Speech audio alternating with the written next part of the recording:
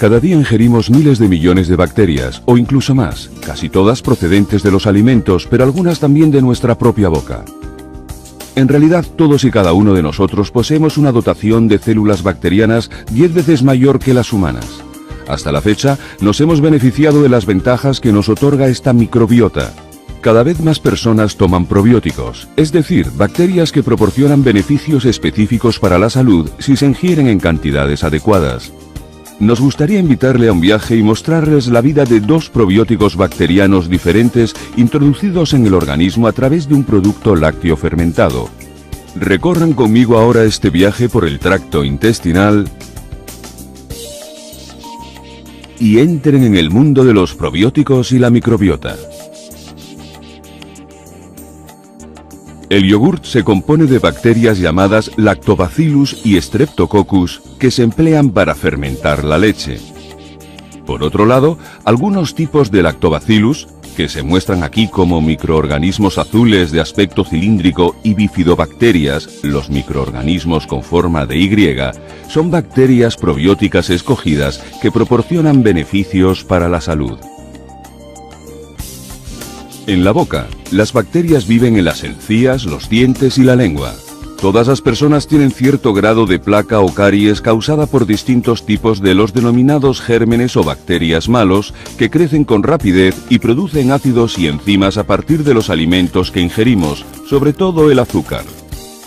La palabra malo se refiere en realidad al hecho de que estos microbios puedan dañar nuestros tejidos o producir inflamación y una sensación de malestar. El cepillado dental elimina los azúcares y muchas bacterias de la placa, pero a las pocas horas ocurre una recuperación y multiplicación de las restantes. El motivo por el que Lactobacillus y Bifidobacterium suelen conocerse como bacterias buenas es que, por lo común, se consideran inocuas y aportan muchos beneficios para una vida sana, entre otros, la eliminación o destrucción de las bacterias bucales. En la mayoría de los casos, los microorganismos de los alimentos se mezclan dentro de la boca y luego alcanzan el transporte para ir al estómago. El estómago no es un lugar particularmente grato. Cuando comemos, produce grandes cantidades de ácido que protege nuestro organismo y ayuda a digerir los alimentos. El ácido destruye muchas bacterias que ingerimos, incluidas muchas de las enzimas de la leche presentes en los productos lácteos. Sin embargo, algunas bacterias, como los probióticos, Lactobacillus y Bifidobacterium, sobreviven a los efectos del ácido gracias a un escudo protector que se ilustra aquí en forma de halo. Esta protección la confieren la leche y los alimentos. Además, estos probióticos abandonan enseguida el estómago con el componente líquido de la comida. Más de la mitad de la población mundial, y en especial en el continente asiático, aloja en su estómago una bacteria llamada Helicobacter pylori. Algunas cepas de esta bacteria son patógenas. La bacteria se adquiere a partir de distintas fuentes. Por ejemplo, se transmite a partir de agua contaminada. La bacteria puede surcar las paredes del tejido y produce ureasa y una toxina que daña las células, causando úlceras dolorosas y a veces cáncer. El tratamiento antibiótico puede curar algunos casos de colonización por Helicobacter, pero hay veces que la bacteria se resiste a la destrucción o retorna una vez terminado el tratamiento. Las bacterias probióticas ayudan a reducir estos Helicobacter, probablemente atacándolos con armas parecidas a los antibióticos llamadas bacteriocinas, o bien desplazándolos de su lugar. No obstante, para entender este proceso se requiere más investigación. Los microorganismos destruidos, las bacterias probióticas y los microbios fermentadores o supervivientes recorren el intestino y entran en contacto con las sales biliares que destruyen muchos de los microbios fermentadores de la leche. Muchos probióticos resisten a estos efectos nocivos, con lo que sobreviven y continúan su viaje. En la etapa siguiente, las bacterias llegan al intestino delgado. Esta región del organismo suele tener una longitud de 9 metros y posee estructuras llamadas vellosidades y microvellosidades que absorben los nutrientes contenidos en los alimentos y crean una defensa importante frente a la enfermedad.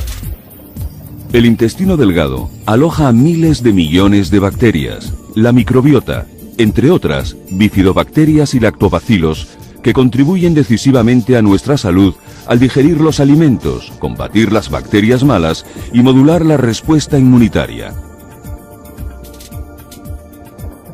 Quedan muchos aspectos por investigar, como los tipos de bacterias que viven en el intestino, el modo de comunicación entre ellas y el modo en que las percibimos, y también si los probióticos pueden prevenir o aliviar determinadas enfermedades.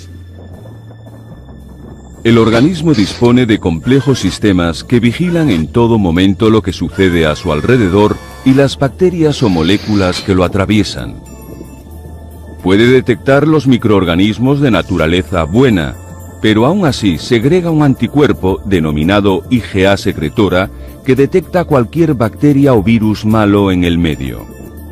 Si una persona ingiere demasiadas bacterias malas de una vez, por ejemplo con una comida contaminada, las bacterias probióticas actúan de concierto con las defensas intestinales, impidiendo que las bacterias malas dañen al anfitrión.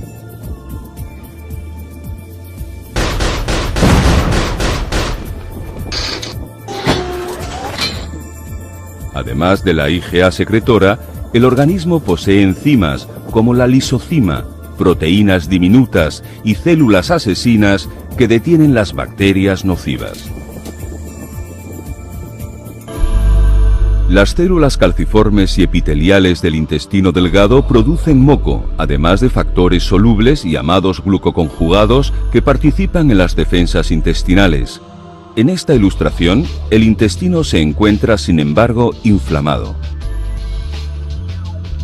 El proceso de inflamación y el modo en que es combatido por las bacterias probióticas no está totalmente aclarado, pero trataremos de explicar algunas partes del mismo con dos diagramas diferentes. En este diagrama se muestra una sección transversal del epitelio de la mucosa y algunas células M que se encuentran por primera vez con bacterias y virus y deben decidir si se trata de microbios buenos o malos. Las células M transportan las bacterias hasta las líneas defensivas del anfitrión, entre otras las células dendríticas, los macrófagos, los linfocitos T y B y las células plasmáticas. Las bacterias son detectadas por las células presentadoras de antígenos como las células dendríticas, que emigran y se reúnen con los linfocitos T. Estos maduran después produciendo una respuesta Th1, liberación de citocinas inflamatorias, y L8 o Th2, reacción alérgica, o acaban transformándose en linfocitos T reguladores, mantenimiento de la homeostasis. Cuando el anfitrión detecta bacterias probióticas o buenas, se activan más linfocitos T reguladores que fomentan una mayor tolerancia y homeostasis, reflejada en la producción de TGF-beta e IL-10. Muchas bacterias viven en las microvellosidades y algunas descienden hasta el abismo para encontrarse cara a cara con las células de Paneth. Unas células epiteliales que disponen de gránulos que contienen grandes cantidades de sustancias antimicrobianas naturales, como las denominadas defensinas alfa y lisozima. Cuando las células de Paneth se encuentran con las bacterias malas o las sustancias tóxicas producidas por estas, emiten un geyser que contiene estos gránulos. El problema para el anfitrión surge cuando una serie de bacterias malas se adhiere a la superficie del intestino formando una película biológica, es decir, varias capas de gérmenes. Las bacterias intentan excavar un orificio en la pared, con lo que el anfitrión se expone al riesgo de una infección más grave. Se ha demostrado, en diversos estudios, que algunas bacterias probióticas pueden modificar este proceso al restablecer o mantener una barrera intestinal hermética e impedir que las bacterias malas invadan al anfitrión. Las bacterias probióticas se pueden multiplicar durante su tránsito por el intestino. Algunas se quedan rezagadas durante unos días, pero la mayoría continúa su viaje junto con los alimentos que prosiguen su digestión. Durante este proceso, el anfitrión obtiene sustancias provechosas como ácidos grasos de cadena corta y también desechos de los que necesita desprenderse. Cual multitud emparedada, el intestino grueso está cubierto por más de 500 especies o tipos diferentes de bacterias. Los gases son producidos por la fermentación del alimento. Las personas liberan varios litros de gas al día. Los gases pueden ser inodoros o muy malolientes, en función del alimento y de las bacterias activadas. El intestino grueso, o colon, como suele llamarse, contiene muy poco oxígeno, por lo que la mayoría de las bacterias que aquí viven son anaerobias. La capacidad de las bacterias para percibir el entorno se está empezando a conocer ahora. Los microorganismos emiten sensores moleculares y luego reciben una información que les advierte, por ejemplo, de futuros peligros. En este ejemplo, las bacterias malas han causado una grieta en la pared del colon.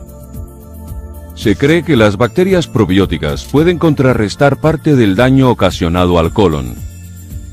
Aunque no se entiendan por completo los mecanismos, los representamos aquí por la recolonización local por las bacterias buenas y los probióticos ingeridos, que frenan la diarrea. Justo cuando parecía que el anfitrión se había recuperado, un poco más abajo en el colon surgen unas bacterias llamadas salmonelas que están atacando a la pared y se multiplican a mayor velocidad que los otros habitantes bacterianos. La salmonela ha tenido que ingerirse en una comida previa. Ahora ya han pasado varias horas y está produciendo un enorme malestar al anfitrión. Los antibióticos se utilizan en algunos casos de intoxicación alimentaria para destruir las bacterias ofensivas malas. Estos compuestos poseen eficacia contra la salmonela, pero no contra los virus. Los antibióticos acuden, en su mayoría, como bombarderos sigilosos desde el torrente sanguíneo, pero algunos provienen también del túnel intestinal. Los antibióticos están diseñados para atacar la pared de la célula bacteriana o sus componentes internos, pero muy pocos diferencian entre los tipos de bacterias. Por eso, en la práctica, arrasan todo el terreno y destruyen las bacterias, tanto buenas como malas. Los antibióticos no destruyen algunas bacterias probióticas que poseen una resistencia intrínseca incluida en su ADN cromosómico. Como se ha demostrado en estudios en seres humanos, las bacterias probióticas contribuyen a reducir el periodo de diarrea. Con ello, el desecho se solidifica de nuevo y se normaliza el hábito intestinal. Todo viaje llega a su fin. Algunos probióticos permanecen en la piel externa del ano desde donde se desplazan, en el caso de las mujeres hasta el tracto vaginal situado tan solo a 4 centímetros de distancia. Pero en la mayoría de los casos dicen adiós al intestino. Y vaya, a donde usted sabe.